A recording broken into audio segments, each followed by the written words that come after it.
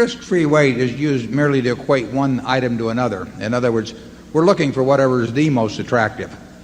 But in terms of present valuing anything, we're going to use a number. And obviously, we can always buy the government bond. So that becomes the yardstick rate.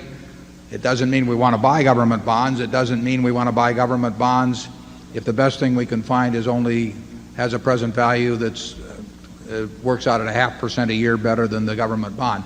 But it's the appropriate yardstick in our view to simply use to compare across all kinds of investment opportunities, oil wells, farms, whatever it may be. Now it gets into a degree of certainty too, but it's the yardstick rate. It's not because we want to buy government bonds, but it does serve to make that a constant throughout the valuation process. Charlie? Yeah, if you look at a corporate stock, it's obvious you can buy any maturity of government bond you want.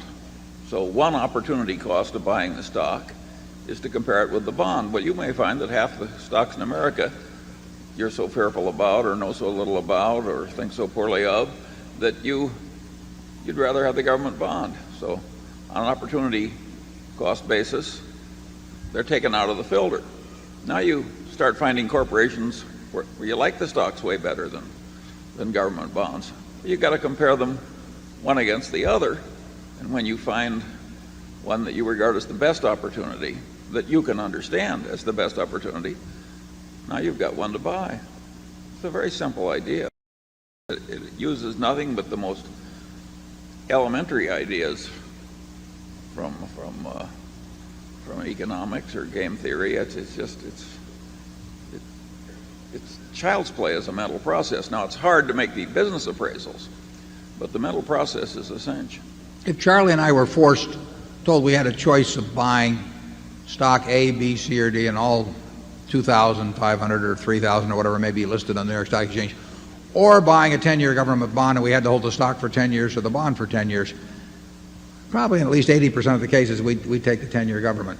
In many cases because we didn't understand the business well enough elsewhere, or secondly, we may understand it and still prefer the 10% government.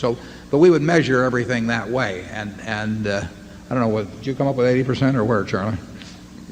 Desert Island 10 years? Get to fondle a stock certificate or fondle a government bond? Which one are you going to choose?